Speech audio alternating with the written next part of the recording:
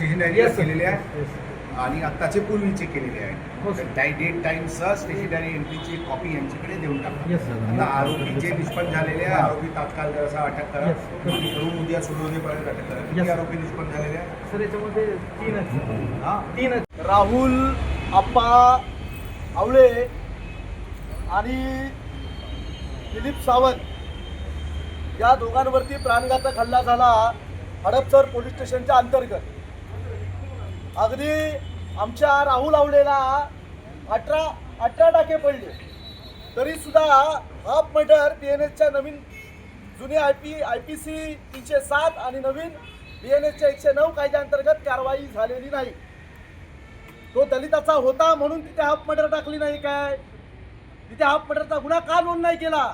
आज हा प्रश्न आम्ही या शहराचे पोलीस आयुक्त अमितेश कुमार यांना केला आणि त्या पोलीस स्टेशनचे PI वरिष्ठ पोलीस निरीक्षक मोगले यांनाही विचारलं की एवढी मारहाण झाली, 18 टाके पडले तरी सुद्धा तुम्ही आरोपींवरती हाफ मर्डरनुसार गुन्हा नोंद केला नाही.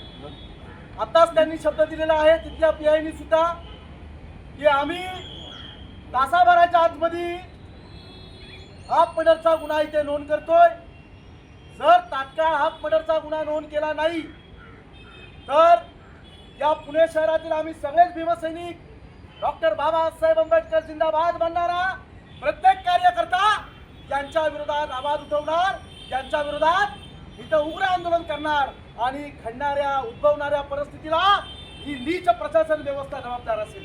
तासाभरात जर हाफ मर्डरचा गुन्हा दाखल झाला नाही तर उद्या पुण्यामध्ये आम्ही उग्र प्रकारचे आंदोलन करणार. राहुल आवळे आणि आमच्या सावंतला या दोन्ही दलित तरुणांना न्याय हा मिळालाच पाहिजे.